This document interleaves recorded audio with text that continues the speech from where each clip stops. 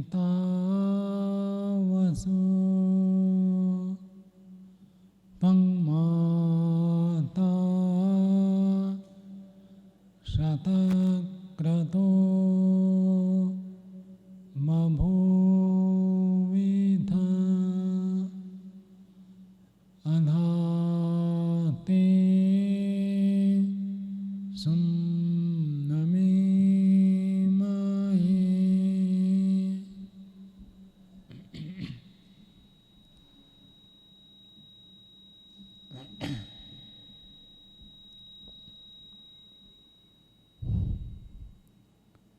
जीवन को उन्नत बनाने के लिए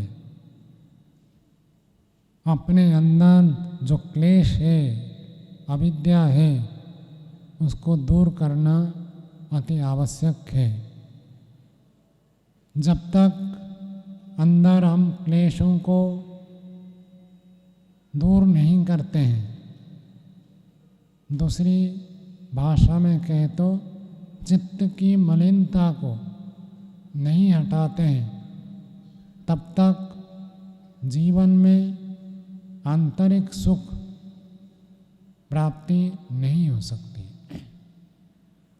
जिस व्यक्ति का चित्त जितना अधिक निर्मल है, पवित्र है, वो व्यक्ति उतना अधिक प्रसन्न रहता है, सुखी रहता है, संतुष्ट रहता है, निर्भीक रहता है, आनंदित रहता है। तो चित्त की मलिनता को दूर करना यह आवश्यक है। और चित्त की मलिनता को दूर करने के लिए योग दर्शनकार महर्षि पतंजलि ने बताया 8 अंगों का अनुष्ठान करने से अशुद्धि का क्षय हो जाता है और ज्ञान का प्रकाश नित्य प्रति बढ़ता जाता है। योगाभ्यास करेंगे, योग के अंगों का अनुष्ठान करेंगे तो निश्चित रूप से चित्त पवित्र होगा और ज्ञान बढ़ेगा। योग में पहला अंग यम है और 5 यम सबको याद हो गए? आशुतोष जी याद नहीं हुआ? हो गया तो हाथ तो खड़ा नहीं कर रहे आप। अच्छा है, चलो अब फिर कुछ दिन के बाद पूछूंगा, भूलना नहीं है, याद रखना है।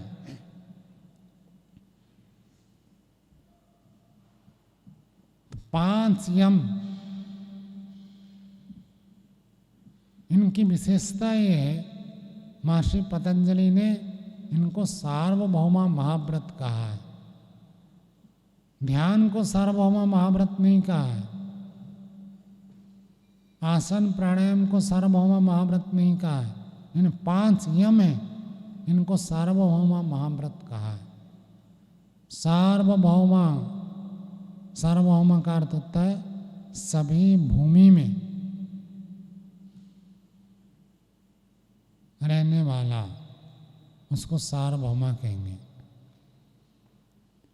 भूमि का अर्थ होता है चित्त की अवस्था।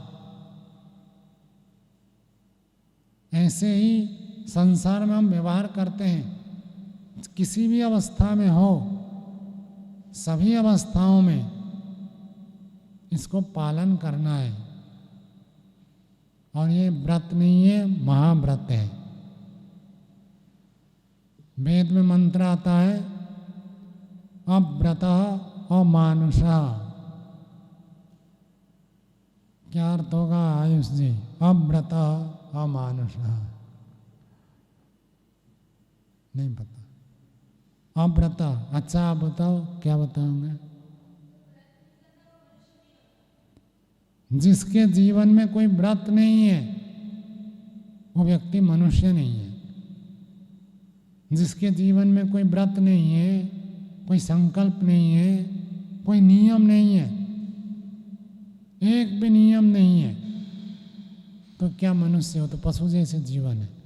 पशु के लिए कोई नियम नहीं होता है। तो मनुष्य होकर भी यदि जीवन में नियम नहीं है तो मनुष्य होकर भी पशु के समान हो जाएगा। अव्रत अमानुष।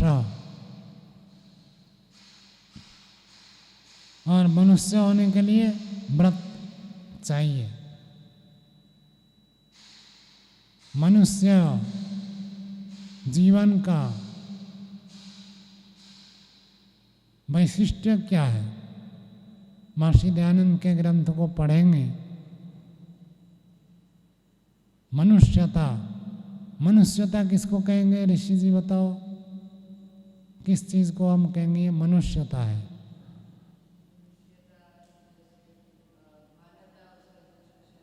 हाँ, मानवता मनुष्यता एक ही चीज है। किसको कहेंगे मानवता? शिवांश जी, मानवता मतलब क्या होता है?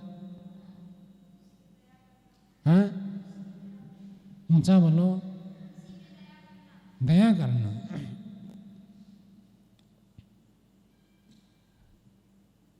और महर्षि दयानंद लिखते हैं जो व्यक्ति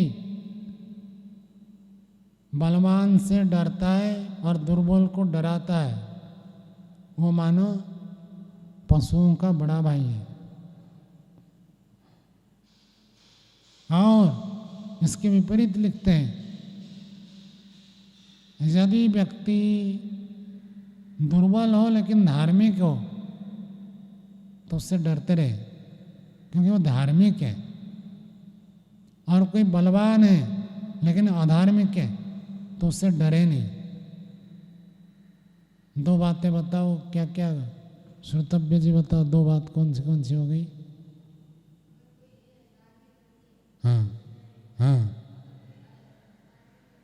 हाँ हाँ, तो कुछ विशेषण छोड़ दिया। सिद्धार्थ जी बताओ क्या छूट गया? बात तो ठीक बताई। हाँ, परीक्षित जी बताओ। हाँ, धार्मिक है लेकिन वो दुर्बल है तो भी उससे डरते रहे। और वो कितना भी बलवान हो लेकिन अधर्म करता है तो उससे डरने की जरूरत नहीं है। तो दुर्बल को डराना और सबल से डरना ये पशुओं का काम है।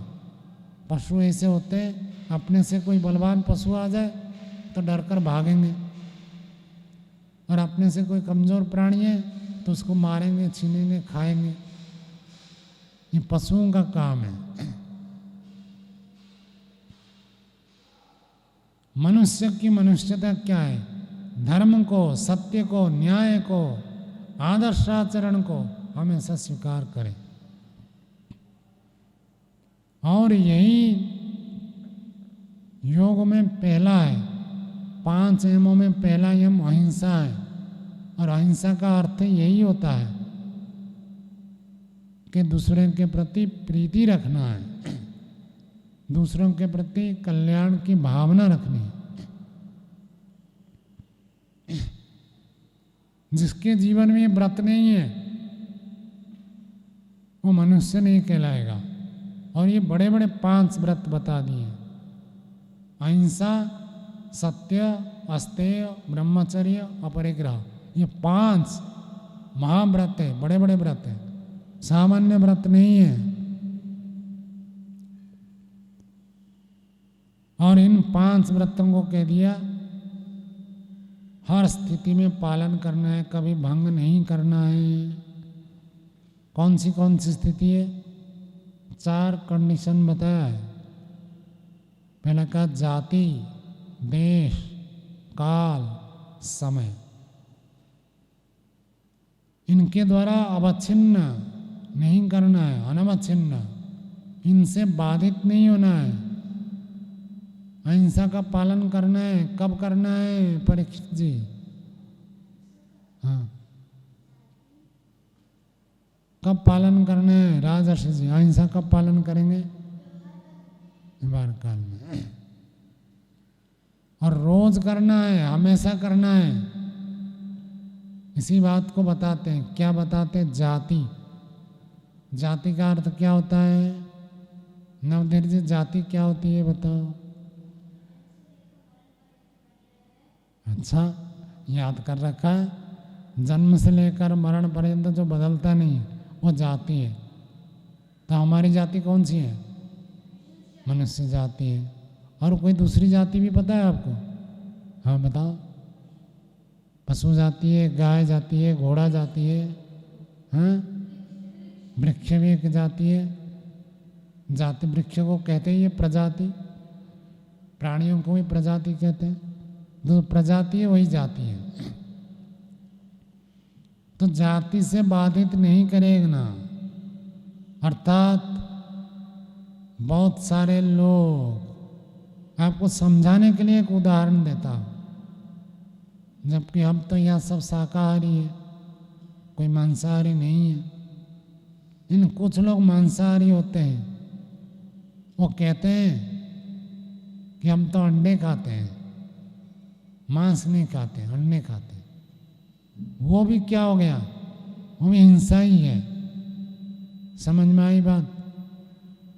कोई कहते हैं कि हम केवल मछली खाते हैं, वो भी हिंसा ही है। किसी एक जाति के प्राणियों को कष्ट देते और किसी को कष्ट नहीं देते। ये तो एक बड़ी बात हो गई। आपको और थोड़ा व्यवहार में ले आता हूँ जी। मुझे केवल इसी ब्रह्मचारी से ही परेशानी है, मैं उसके प्रति हिंसा करता हूँ और किसी के प्रति नहीं करता हूँ। किसके प्रति करते हैं शिवांश जी?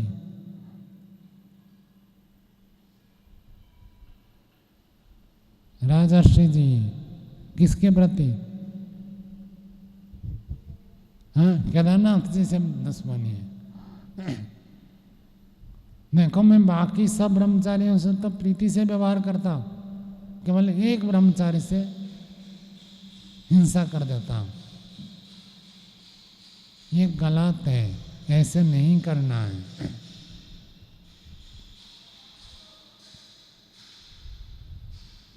महर्षि पतंजलि कहते हैं किसी भी प्राणी के साथ वैरभाव नहीं रखना है, शत्रुता नहीं रखनी है और किसी के प्रति भी हिंसा नहीं करनी है।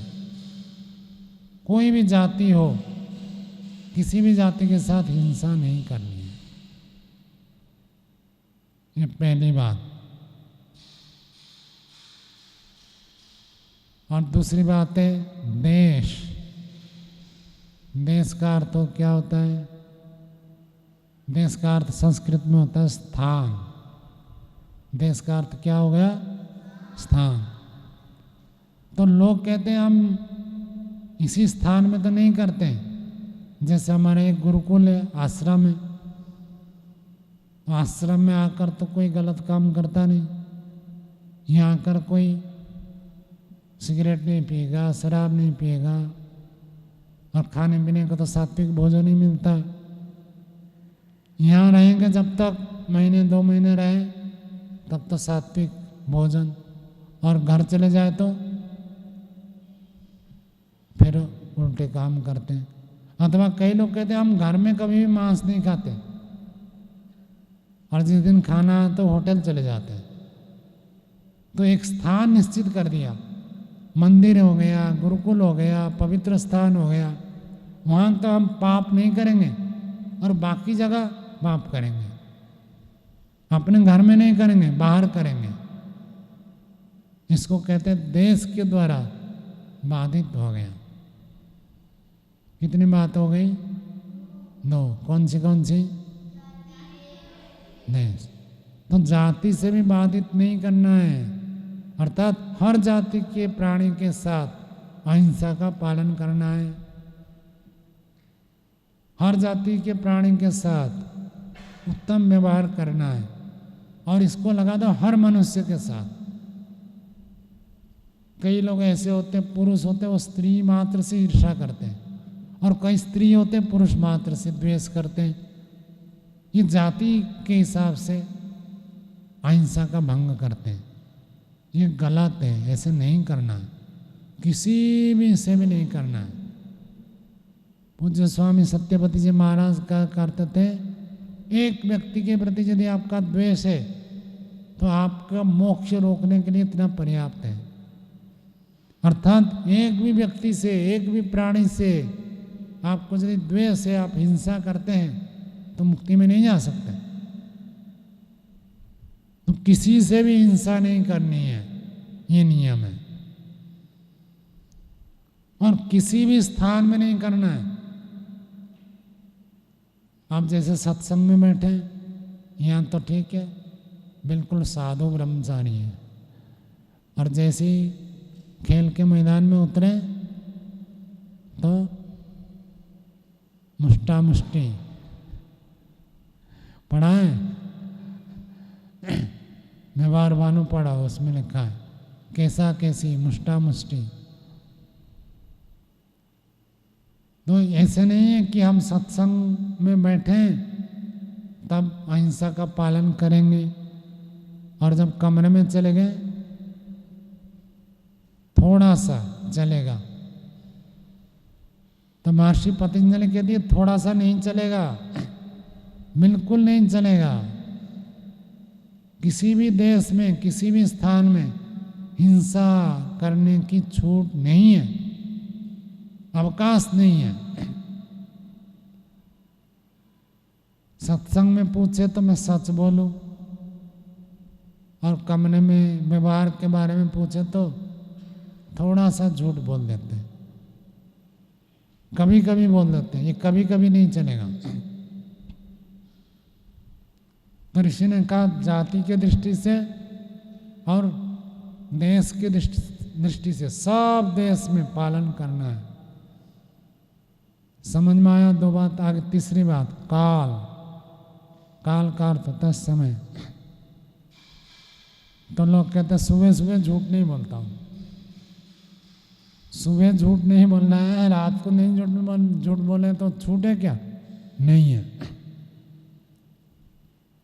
और बहुत सारे लोग आप देखेंगे कार्तिक महीना, माघ महीना, बैसाख महीना, इनको पवित्र मास मानते हैं। इसमें शाकाहारी भोजन करेंगे, सात्विक भोजन करेंगे, और बाकी दिन मांसाहार करते हैं। ये गलत है। काल की दृष्टि से ऐसे नहीं है कि पूर्णिमा के दिन हम तो धर्माचरण करें, अमावस्या के दिन धर्माचरण करें, और बाकी दिन हिंसा करे, झूठ बोले, चोरी करे, इसकी छूट नहीं है। ज्यादा लड़ाई झगड़ा किस दिन होती है? लड़ाई झगड़ा रविवार के दिन। रविवार तो छुट्टी है, पाठ नहीं होता है। तो ऐसे नहीं है कि रविवार पाठ की छुट्टी है तो अहिंसा का पालन में भी छुट्टी है, ऐसे नहीं है। तो अहिंसा, सत्य, अस्तेय, ब्रह्मचर्य, अपरिग्रह पालन करने में कोई काल की छुट्टी नहीं है। छोटा बच्चा है तो उसको छूट है, वृद्ध है तो छूट है, ऐसे नहीं है। सबके लिए नियम है, कोई काल की छुट्टी नहीं है। हर काल में आपको इन 5 व्रतों का पालन करना है। इसको सार्वभौम महाव्रत कहा है। और काल के बाद अगला शब्द आया है समय, जबकि हिंदी में काल और समय तो एक ही अर्थ है। टाइम को काल भी कहते हैं, समय भी कहते हैं, लेकिन इसी सूत्र में जो समय शब्द पड़ा है यहाँ अलग अर्थ में। न्याय दर्शन में भी समय शब्द का एक अलग अर्थ है। समय का अर्थ होता है नियम। अपने नियम से अपना नियम बना दिया और उस नियम बनाकर व्यक्ति हिंसा, झूठ, चोरी आदि को करने लग जाए तो ठीक नहीं है। बहुत सारे लोगों को देखा होगा, हमने तो प्रत्यक्ष देखा है और बताते भी है कि देखो जी हम बिल्कुल कभी भी मांसाहार नहीं करते, लेकिन ससुराल वाला आ जाए वो तो खाते हैं, उनका सत्कार करना है तो कैसे करें, ना करें तो वो दुखी हो जाएंगे, नाराज हो जाएंगे। तो इसलिए वहाँ पर हम खिला देते हैं। हम नहीं खाते हैं लेकिन उनको खिला देते हैं। ये भी हिंसा है, खाना में हिंसा है, खिलाना में हिंसा है। और आपने यदि कह दिया हाँ ना ठीक किया, ठीक है आप तो नहीं खाते, अतिथि आए तो खिला दिए, चलेगा, ऐसे कह देने से आपको ही पाप लगेगा। क्या बताया राजर्षि जी? सिद्धार्थ जी। हाँ,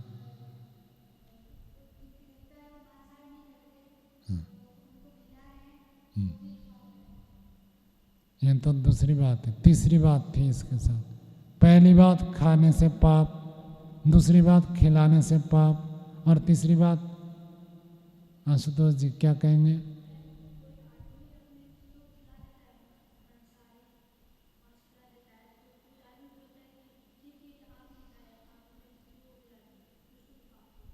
समर्थन करने से भी पाप लगेगा। आपने कह दिया ठीक है तो आपको ही पाप लगेगा।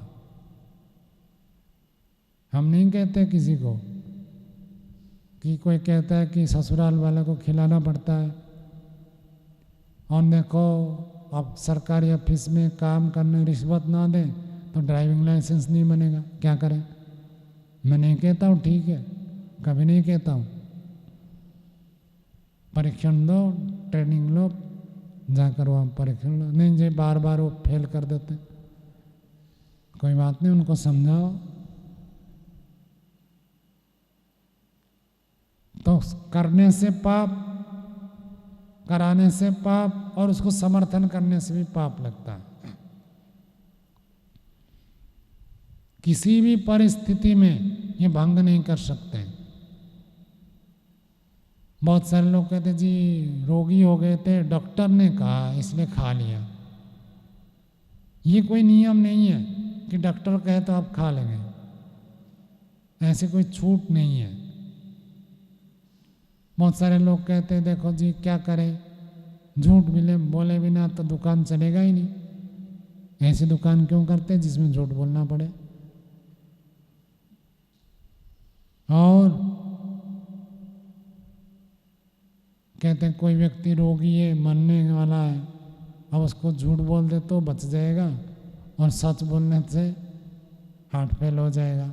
ऐसे नहीं होता, ये आपकी कल्पना है। उसको समझाने की तरीका होती है। झूठ बोलने की कहीं भी छूट नहीं है। और बहुत सारे लोग कहते हैं कि देखो राष्ट्र की उन्नति के लिए झूठ बोलना ही पड़ेगा। गुप्तचर विभाग को छूट है, जो सरकार की ओर से गुप्तचर रहते हैं वो राष्ट्र की रक्षा के लिए, वैदिक धर्म की रक्षा के लिए वो झूठ बोल सकते हैं। केवल उतने विभाग में छूट है, और उसमें भी वो जो संसार का उपकार करते हैं, समाज का, देश का, राष्ट्र का करते हैं, उस पुण्य के कारण से थोड़ा सा पाप ये दब जाएगा। बहुत बड़ा पुण्य है और थोड़ा सा पाप है, दब जाएगा। किसी भी परिस्थिति में आप झूठ बोले तो पाप लगेगा, ये नियम रख लेना। किसी भी परिस्थिति में आप हिंसा करेंगे पाप लगेगा, किसी भी परिस्थिति में चोरी करेंगे पाप लगेगा ही लगेगा, और ऐसे ब्रह्मचर्य का भंग करेंगे तो पाप लगेगा। अनावश्यक चीज़ों को इकट्ठा करेंगे, आपको आवश्यक ही नहीं है, जीवन भर आपके लिए उस किसी काम का नहीं है, और उसको इकट्ठा करके रखा है तो पाप लगेगा। बहुत सारे लोग ऐसे अनाज रख देते हैं और एकदम से सड़ जाता है, वर्षा के मौसम होता है, सड़ जाता है, फिर फेंकना पड़ता है, पाप में आएगा। लोग भूखे मर रहे हैं, इतने उत्पादन हुआ है, आप उसको स्टॉक करके रखा, दूसरों को मिल नहीं रहा। ऐसे ही सब चीजों में लागू करना। तो महर्षि पतंजलि ने कहा जाति देश काल समय इनसे अनवच्छिन्न, किसी भी परिस्थिति में इसको भंग नहीं कर सकते। इस रूप में पालन करना सार्वभौम महाव्रत।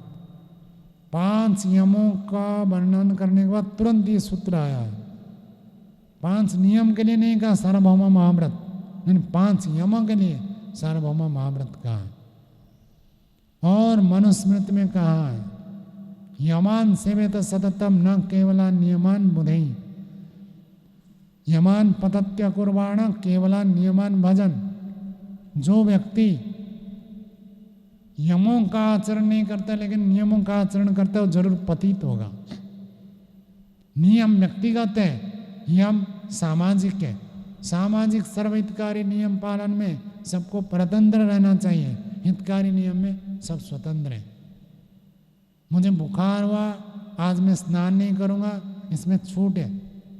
इन बुखार हुआ मैं झूठ बोलूँ, हिंसा करूँ, ये कोई छूट नहीं है। थोड़ा देर के लिए आपको असंतोष हो गया, वो व्यक्तिगत है, चलेगा। लेकिन थोड़ी देर के लिए आप ब्रह्मचर्य का भंग करेंगे, ये नहीं चलेगा। यमों के लिए छूट नहीं है, नियमों के लिए छूट है। कहीं स्थिति ऐसे हो तो हो सकता है। यही बात वैशेषिक दर्शन में कहा है। जो व्यक्ति यमों का पालन नहीं करता उसका अभ्युदय नहीं होगा, और यदि नियम में कभी भंग हो जाए तो अभ्युदय हो सकता है। वैशेषिक दर्शन तो यम बहुत महत्वपूर्ण है, और जो यमों का ऐसे सार्वभौम महाव्रत के रूप में पालन करता है वही योग के मार्ग में चल सकता है, वही आध्यात्मिक उन्नति को कर सकता है। यमों का पालन नहीं करेंगे तो योग में प्रवेश ही नहीं हुआ। गेट के पास आपके लिए नो एंट्री लगा हुआ मिलेगा। पहले ही आप प्रवेश करना चाहते हैं, ये आपके लिए प्रवेश पत्र है। क्या? 5 यमों का सार्वभौम महाव्रत के रूप में पालन करना। इतना करें तो आगे आप प्रवेश कर सकते हैं, इसके बिना नो एंट्री। और अध्यात्म की गहराई में उतर नहीं सकते, ये अनिवार्य आवश्यक है। आध्यात्मिक उन्नति के लिए अध्यात्म क्या है उसको अनुभव के स्तर पर लाने। पुस्तक तो पढ़ सकते हैं, पुस्तक पढ़कर आनंद ले सकते हैं, लेकिन इसको आचरण किए बिना 5 यमों का यदि आचरण नहीं करते तो अध्यात्म क्या है उसको आप अनुभव नहीं कर सकते। तो व्रत लेना होता है, संकल्प करना होता है, मैं भंग नहीं करूँगा, और भंग हो जाए तो प्रायश्चित करना होता है, दंड लेना होता है। अब कभी आपकी आदत बनी हुई है झूठ बोलने की, आचार्य ने पूछा कभी झूठ बोल दिया और बाद में आपको पता चला, तो जाकर आचार्य से क्षमा मांगो कि आचार्य जी मैं गलती झूठ बोल दिया था, क्षमा चाहता हूँ, आगे से नहीं बोलूँगा। और यदि झूठ बोलकर आपने उसको छुपा दिया तो आपसे छूटेगा नहीं। और निरुक्तकार कहते हैं जो व्यक्ति पाप करके पाप को छुपाता है वो छोटा पाप बड़ा पाप हो जाता है। तो गलती हो गई, मनुष्य है, गलती होगी, यानी स्वीकार करना है। स्वीकार नहीं करते हैं तो आपसे गलती छूटेगी नहीं। वो जो छोटा सा दोष किया था, गलती की थी, वो बड़ा दोष बन जाएगा। समझ में आया? तो 5 यमों को सार्वभौम महाव्रत के रूप में पालन करना है। हिंसा नहीं करनी है, झूठ नहीं बोलना है, चोरी नहीं करना है। चोरी का अर्थ अपने कर्तव्य कर्म का पालन नहीं किया तो भी चोरी। आपको मैंने कहा ये शब्द रूप धातु रूप याद करो, आपने याद नहीं किया। जितना समय में याद करने के लिए दिया वो याद नहीं किया, वो भी कर्तव्य का चोरी हो जाएगा। ऐसे ही ब्रह्मचर्य, ब्रह्मचर्य के लिए बताया था, कितने प्रकार बताया था? 8 प्रकार, अष्टविध मैथुन और अष्टविध ब्रह्मचर्य, 8 प्रकार से पालन करना है। ऐसे ही अपरिग्रह, इनको कभी भी भंग नहीं करना है। समझ में आया? तो व्रत लेना है, संकल्प करना है, मैं इसे पालन करूँगा, फिर भी भंग होगा, फिर संकल्प करना, फिर भंग हो तो फिर संकल्प करना। तो समझकर विचार पूर्वक यदि हम करते हैं, सफलता अवश्य मिलती है। ये कोई असंभव नहीं है। आज लोगों ने इसको असंभव सा बना दिया, और प्राचीन काल में तो हर व्यक्ति पालन करता है। घर गृहस्थ में रहने वाले, गांव के ग्रामीण व्यक्ति, अनपढ़ व्यक्ति सब पालन करते थे, और इसको कोई भंग करता था तो पूरे गांव में हल्ला कर देते थे कि देखो ये व्यक्ति ऐसे भंग करता है। तो कोई करे ना करे, मैं जरूर करूँगा, ऐसे संकल्प करने वाला सफलता को प्राप्त करता है। आज यहीं पर विराम देते हैं।